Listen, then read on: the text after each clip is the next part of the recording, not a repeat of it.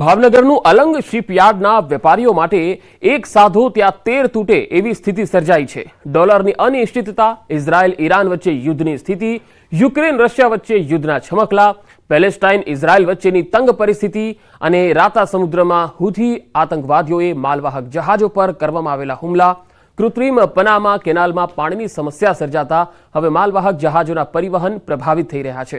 જૂન મહિનામાં અલંગ ખાતે જહાજ આવશે એ પણ નિરાશાજનક પરિસ્થિતિ વચ્ચે આવે તેવી આશંકાઓ કેશ બાયર સેવી રહ્યા છે।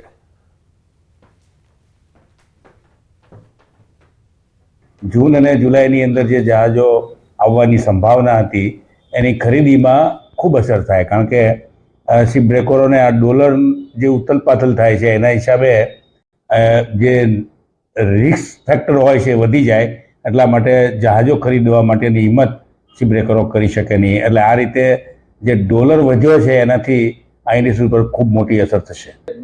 જહાજના પેમેન્ટ બધા ડોલરમાં હોય છે, એટલે જો ડોલર રૂપિયાના કમ્પેરિઝનમાં ડોલર વધે તો અમારું પેમેન્ટ વધી જતું હોય છે અને સીધી જ એની ઇફેક્ટ આવતી હોય છે કોસ્ટિંગમાં, એટલે કોસ્ટ વધી જાય અને એક પ્રકારનું નુકસાન છે।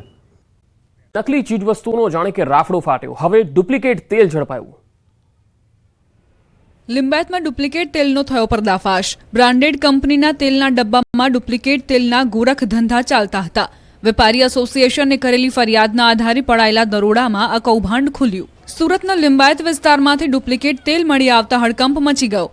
લિંબાયત આવેલ વિજયાલક્ષ્મી સુપર સ્ટોરમાંથી ડુપ્લિકેટ તેલ હોવાની ફરિયાદ વેપારી એસોસિએશન દ્વારા કરવામાં આવી હતી, જેને પગલે પોલીસને સાથે રાખીને આ સ્ટોર પર દરોડા પાડવામાં આવ્યા, જેમાં 60 ડુપ્લિકેટ તેલના ડબ્બા તથા અલગ અલગ બ્રાન્ડના 250 સ્ટીકર તથા ડબ્બા પર લગાવાતા 250 ઢાંકણા પણ મળી આવ્યા હતા।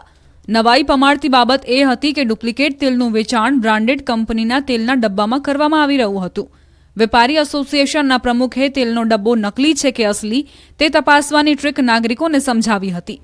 મહત્વનું છે કે સુરતમાં ખાદ્ય પદાર્થમાં વધી રહેલી બનાવટી અને નકલી વસ્તુનો કારોબાર ફૂલ્યો ફાલ્યો હોય એમ લાગી રહ્યું છે, કેમ કે હાલમાં જ અહીં ડુપ્લિકેટ શેમ્પૂ અને ગુટખાનો ગોરખ ધંધો પકડાયો હતો। તો સુરતમાં મસાલાની સિઝન સાથે પાલિકાનું ફૂડ વિભાગ એક્શનમાં આવ્યું। મરી મસાલાના વેપારીઓને ત્યાંથી સેમ્પલ લેવામાં આવ્યા। સુરત શહેરમાં ઉનાળાની શરૂઆત સાથે જ મસાલાની સિઝન પણ શરૂ થઈ છે। ભૂતકાળમાં કેટલીક જગ્યાએ મસાલામાં ભેળસેળ હોવાનું બહાર આવ્યા બાદ આ વર્ષે મસાલાની સિઝન શરૂ થતાની સાથે જ પાલિકાના ફૂડ વિભાગે દરોડા પાડ્યા। મસાલાના વેચાણ કરનારા વેપારીઓને ત્યાં સેમ્પલ લઈને ચેકિંગ માટે પાલિકાની લેબોરેટરીમાં મોકલી આપ્યા છે। સુરત પાલિકાના ફૂડ વિભાગ દ્વારા છેલ્લા કેટલાક વખતથી ખાણીપીણીનું વેચાણ કરતા વેપારીઓને ત્યાં તપાસ કરીને સેમ્પલ લઈને ચકાસણી કરે છે। હાલમાં સુરતમાં મરી મસાલાની સિઝન શરૂ થઈ છે। ગૃહિણીઓ આખા વર્ષના મરી મસાલા ભરે છે, તેમાં પણ હાલમાં સુરતના અનેક જગ્યાએ ખુલ્લી જગ્યામાં મસાલાનું વેચાણ થઈ રહ્યું છે। સુરતમાં વેચાતા મસાલા આરોગ્યપ્રદ છે કે નહીં અને ગુણવત્તાવાળા છે કે નહીં તેની ચકાસણી માટે આજે સુરત પાલિકાના ફૂડ વિભાગે 7 ટીમ બનાવી હતી। દરેક ઝોનમાં તપાસ હાથ ધરવામાં આવી। મરી મસાલાના વેચાણ કરતા વિક્રેતાઓને ત્યાંથી હળદર, મરચા, ધાણાજીરું સહિતના મસાલાના સેમ્પલ લેવામાં આવ્યા। આ સેમ્પલ પાલિકાની ફૂડ લેબોરેટરીમાં મોકલી આપવામાં આવ્યા છે। તેનો રિપોર્ટ આવ્યા બાદ ખબર પડશે કે મસાલા ભેળસેળવાળા છે કે નહીં।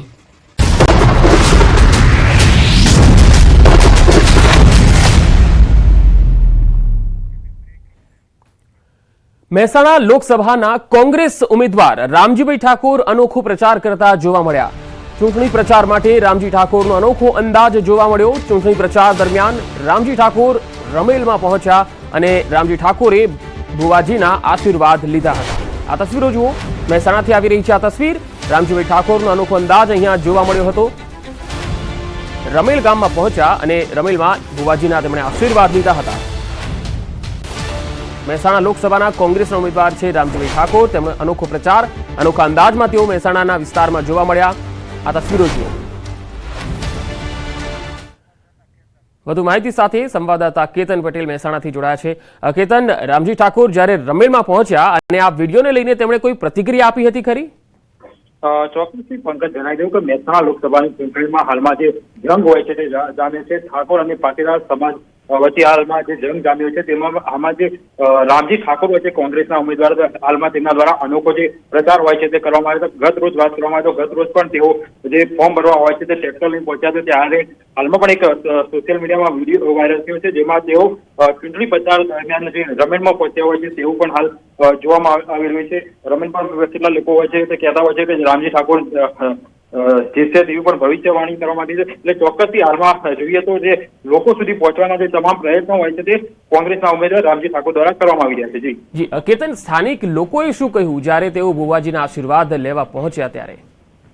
ચોક્કસ સ્થાનિકોની વાત કરીએ તો સ્થાનિકો પણ ખૂબ જ ઉત્સાહમાં જોવા મળ્યા હતા અને સ્થાનિકો પણ ભવિષ્યવાણી કરી રહ્યા હતા કે આગામી દિવસોમાં ચોક્કસથી જે રામાજી ઠાકોર હોય છે તે જીતશે. જી કેતન, આભાર માહિતી આપવા માટે. મહેસાણા લોકસભામાં કોંગ્રેસના ઉમેદવારને મત આપવા માટે સંકલ્પ લેવડાવ્યા. ચિત્રોડીપુરા ગામમાં કોંગ્રેસના ઉમેદવાર રામજીભાઈ ઠાકોરને મત આપવા સંકલ્પ લેવડાવ્યા. અભિજીતસિંહ બારડે ગ્રામજનો પાસે આ સંકલ્પ લેવડાવ્યા હતા. તમામ સગા સંબંધી અને પરિવારના મત રામજીભાઈ ઠાકોરને આપવા માટે સંકલ્પ લેવાયા. આ અગાઉ વિસનગર તાલુકાના વાલમ ગામના ઠાકોર સમાજ દ્વારા સોગંદ લેવામાં આવ્યા હતા. હું સંકલ્પ લઉં છું કે મારો કિંમતી પવિત્ર અનમોલ વોટ રામજીભાઈને આપીશ અને મારા જ્યાં સગા સંબંધી મિત્ર વર્તુળ એ બધાય રામજીભાઈ. માહિતી સાથે સંવાદદાતા મહેસાણાથી કેતન પટેલ જોડાયા છે. કેતન, ચિત્રોડીપુરા ગામમાં આખા ગામના લોકોએ શપથ લીધા. આ અંગે શું વધુ વિગત? ચોક્કસથી પંકજ જણાવી દઉં કે થોડા સમય પહેલા જ વિસનગર તાલુકાના વાલમ ગામના ઠાકોર સમાજ દ્વારા સોગંદ લેવામાં આવ્યા હતા. ત્યારબાદ હાલમાં જે વિડીયો વાયરલ થયો છે તેમાં મહેસાણા લોકસભાના કોંગ્રેસના ઉમેદવારને મત આપવા માટે સંકલ્પ લેવડાવવામાં આવ્યા છે. મહેસાણાના ચિત્રોડીપુરા ગામમાં કોંગ્રેસના ઉમેદવાર રામજી ઠાકોરને મત આપવા માટે સંકલ્પ લેવડાવતો જે વિડીયો હોય છે તે સોશિયલ મીડિયામાં વાયરલ થયો છે. અભિજીત બારડ દ્વારા ગ્રામજનો પાસે આ સંકલ્પ લેવડાવવામાં આવ્યા છે. તમામ સગા સંબંધી અને પરિવારના મત રામજી ઠાકોરને આપવા માટે અને અપાવવા માટે આ જે સંકલ્પ હોય છે તે લેવડાવવામાં આવ્યા છે. જી કેતન, આભાર માહિતી આપવા માટે.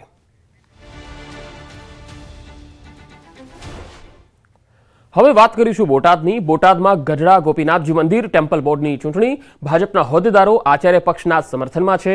ગઢડામાં ગઈકાલે આચાર્ય પક્ષ દ્વારા યોજાયેલ સભામાં રાજકીય આગેવાનોએ જાહેરમાં સમર્થન આપ્યું.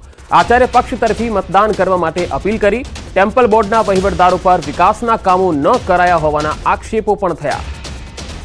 બોટાદથી આ અહેવાલ આવી રહ્યા છે. બોટાદમાં ગોપીનાથજી મંદિર ટેમ્પલ બોર્ડની ચૂંટણી. વધુ માહિતી સાથે પ્રકાશ સોલંકી જોડાયા છે બોટાદથી.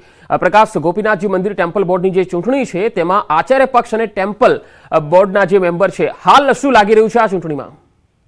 પંકજ, દર 5 વર્ષે છે ગઢડા જે ટેમ્પલ બોર્ડ છે ગોપીનાથજી મંદિર તેની ચૂંટણી યોજાતી હોય છે.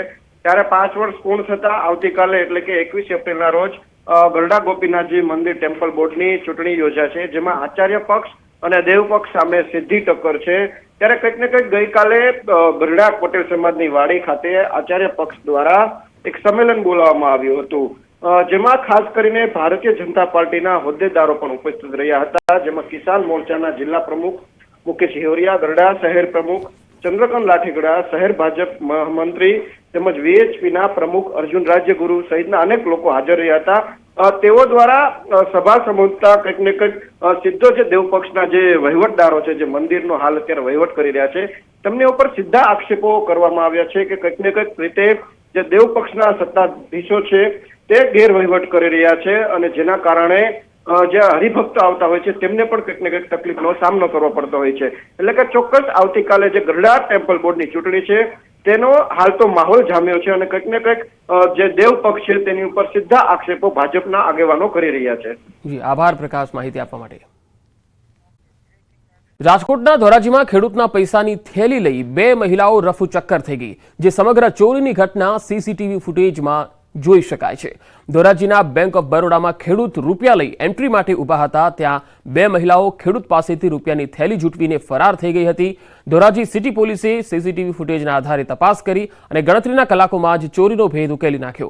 ધોરાજી પોલીસે 5 મહિલા આરોપીને ચોરી કરેલા રૂપિયા સાથે ઝડપી લીધી અને કાયદેસરની કાર્યવાહી હાથ ધરી.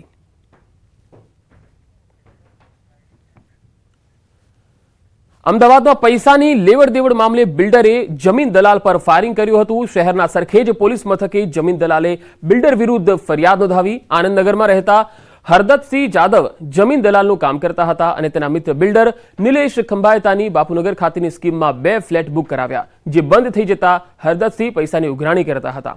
બિલ્ડર નિલેશે 30 લાખમાંથી 17 લાખ પરત આપ્યા, પરંતુ બાકીના 13 લાખની માંગણી કરતા બિલ્ડરે જમીન દલાલ પર ફાયરિંગ કરી દીધું. બિલ્ડરે જમીન દલાલને મળવા બોલાવી અન્ય જગ્યાએ જઈ વાતચીત કરવાનું કહી ગાડીમાં બેસવા જતા હરદતસિંહ પર ફાયરિંગ કર્યું. આ ફાયરિંગમાં જમીન દલાલને ખભાના ભાગે ઈજાઓ પહોંચતા સારવાર માટે ખસેડવામાં આવ્યા. હરદતસિંહે બિલ્ડર વિરુદ્ધ ફરિયાદ નોંધાવી હતી, જે ફરિયાદના આધારે પોલીસે બિલ્ડર નિલેશ ખંભાયતાની ધરપકડ કરી.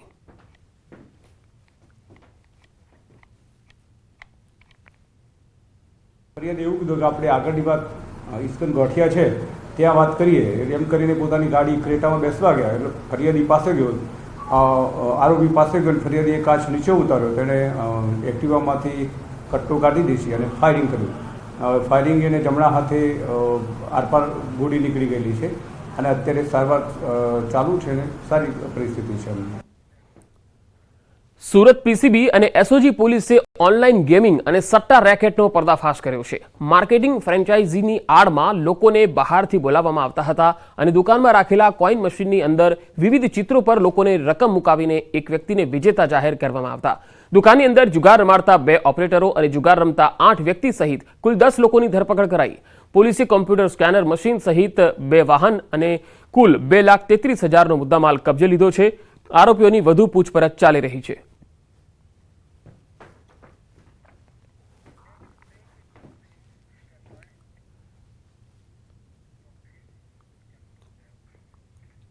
અને હવે બ્રેકમાં જતા પહેલા નજર ટોપ 3 હેડલાઇન્સ પર. રૂપાલાના યથાવત વિરોધ વચ્ચે હવે ક્ષત્રિયો પ્રતિક ઉપવાસના માર્ગે આજથી વિરોધ દર્શાવતા બેનર અને કેસરિયા ધ્વજ લહેરાવી વિરોધ કરાશે.